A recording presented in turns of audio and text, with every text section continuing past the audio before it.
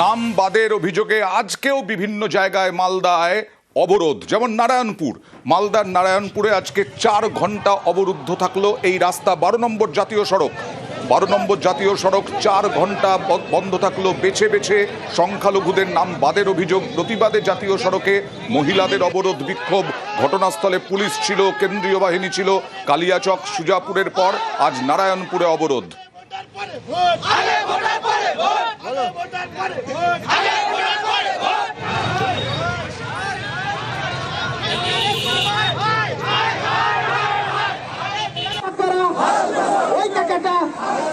আমরা কারা? ভারতবর্ষ জিন্দাবাদ, ভারতবর্ষ জিন্দাবাদ। তাই আপনাদের বলবো, আন্দোলন আমরা চালিয়ে যাবো। কারা? ওই টাকাটা। সুপ্রিম কোর্ট কেন এত ক্ষুব্ধ, কেন এত বিরক্ত, কেন এত কড়া? গতকাল ঠিক কি হয়েছিল? নামবাদের প্রতিবাদে গতকাল এইভাবেই উত্তপ্ত হয় কালিয়াচক।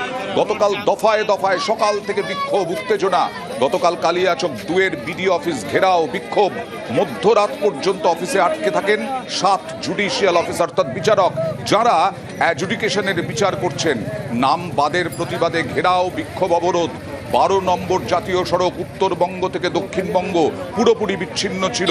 রাতভর 12 ঘন্টা পর অবরোধ মুক্ত হয়। 12 ঘন্টা পর প্রশাসনের আশ্বাসে রাত 1:45 ওঠে অবরোধ। সুজাপুরে 12 নম্বর জাতীয় সড়কে ফের শুরু হয় যান চলাচল। তারপরে বিচারকদের উদ্ধার করে নিয়ে যাওয়া হয়। সেই সময়ও অভিযোগ যে তাদের গাড়িতে লাঠি মারা হয়, ইট ছোড়া হয়, আর এই নিয়েও রাজনৈতিক তরজা তুঙ্গে। এতক্ষণ ধরে ন্যাশনাল হাইওয়ে অবরুদ্ধ হয়ে আছে। 7 জন বিচারককে বা জুডিশিয়াল অফিসারকে তাদেরকে এইভাবে অবরুদ্ধ করে রাখা হয়েছে, তাদেরকে আর আসতে দেওয়া হচ্ছে না। এবং আমি গ্যারান্টি দিয়ে বলছি, যারা ওখানে ঘেরাও করে রেখেছে তাদের বেশিরভাগের নামই কিন্তু ভোটার তালিকায় আছে। শুধুমাত্র একটি অবরুদ্ধ করার জন্য বা একটা হেজিমনি তৈরি করার জন্য, একটা বিশৃঙ্খল অবস্থা তৈরি করার জন্য তৃণমূলের উস্কানিতে পুরো বিষয়টি হচ্ছে।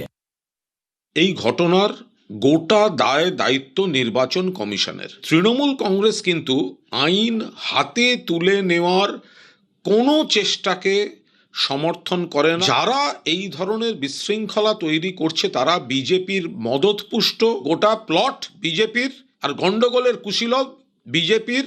পুতুল নাচে সুতোর টানে নাচা পুতুল। দায় দায়িত্ব নির্বাচন কমিশনের। নাম কে বাদ দিয়েছে? নির্বাচন কমিশন। প্ররোচনা কে দিয়েছে? নির্বাচন কমিশন। পুলিশ রদবদল কে করেছে? প্রশাসন রদবদল কে করেছে? নির্বাচন কমিশন। আর কালিয়াচকের ঘটনা নিয়ে 10টি এফআইআর এবার করা হলো।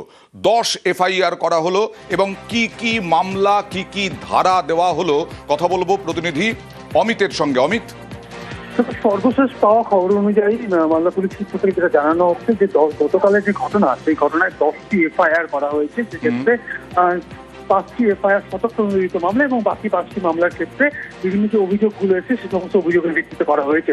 এবং পুরো বিষয়টা কিন্তু গতকালের ঘটনার প্রেক্ষিতে এই এফআইআর গুলো করা হয়েছে, এমন কিন্তু মালদা জেলা পুলিশ সূত্র থেকে জানা যাচ্ছে। সেক্ষেত্রে 7 জন জুডিশিয়াল অফিসারকে আর দীর্ঘ সময় ধরে আটকে রাখা, জাতীয় সড়ক অবরুদ্ধ করে রাখা, পুলিশ ঢুকতে গেলে পুলিশকে বাধা দেওয়া, সরকারি কর্মীদের কাজে বাধা দান, এই সমস্ত বিষয়গুলো রয়েছে এই মামলা করার ক্ষেত্রে। সেক্ষেত্রে রাজ্য পুলিশের তরফ বা মালদা জেলা পুলিশের তরফে 5টি সুমোটো মামলা, স্বতঃপ্রণোদিত মামলা এবং 5টি অভিযোগের ভিত্তিতে মামলা রুজু করা হয়েছে। এবং যে সর্বশেষ যে আপডেট পাচ্ছি যে 10টি মামলা ছাড়াও আরো বেশ কিছু অভিযোগ কিন্তু ইতিমধ্যে জমা পড়তে গতকালের ঘটনা করে সেইগুলো ধরে কিন্তু মামলা রুজু করা হবে, এমনটা কিন্তু মালদা জেলা পুলিশ সূত্র থেকে জানানো হচ্ছে।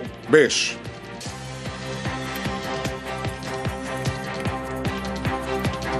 আর কালিয়াচকের ঘটনা নিয়ে মমতা বন্দ্যোপাধ্যায় বিজেপি এবং কমিশনে খড়গহস্ত। তিনি রাজ্যে সুপার রাষ্ট্রপতি শাসন হয়েছে বলে অভিযোগ করলেন।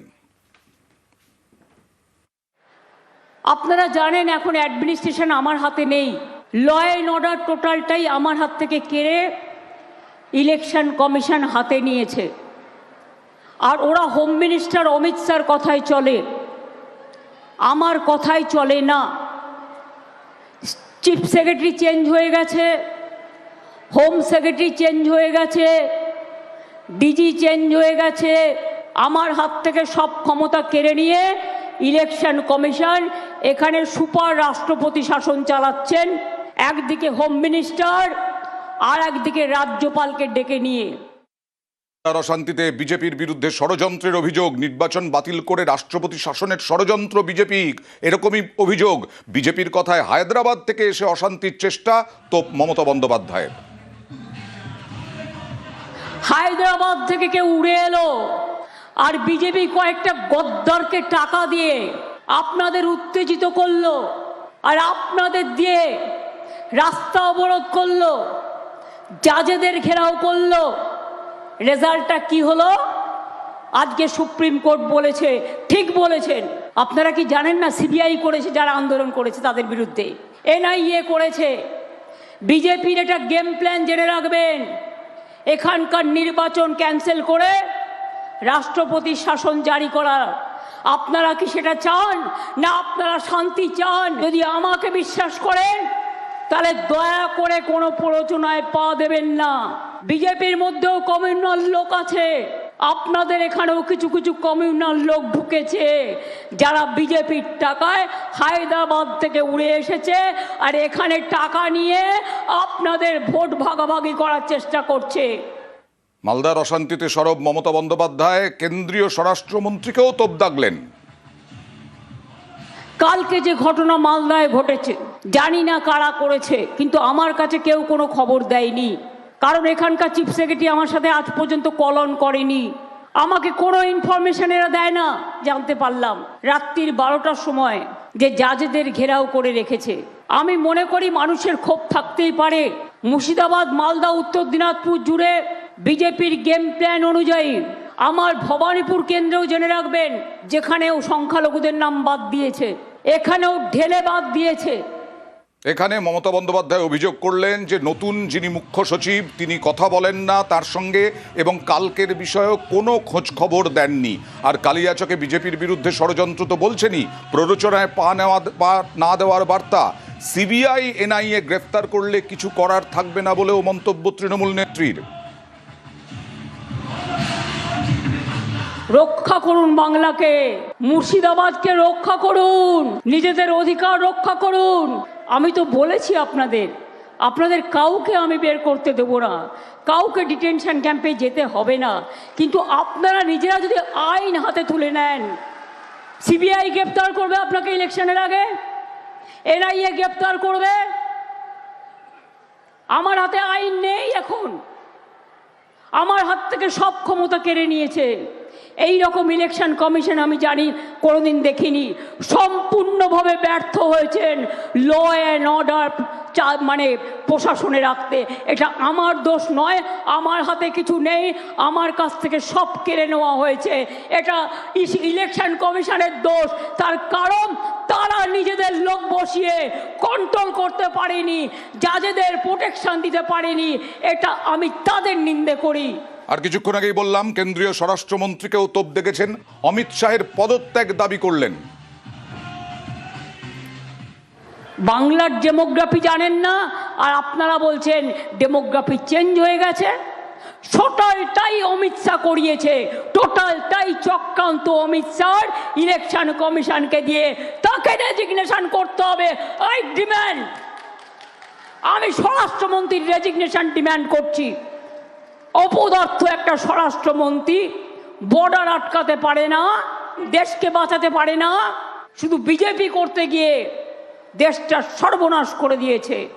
শুধু এখানেই থেমে থাকেননি, তিনি বলেছেন চক্রান্তের ব্লুপ্রিন্ট তৈরি করছেন অমিত শাহ। বিজেপি অনেক পরিকল্পনা করছে, গভর্নমেন্ট অফ ইন্ডিয়া পরিকল্পনা পুরো দোসর। অমিত শাহ চক্রান্তের ব্লুপ্রিন্ট তৈরি করছে।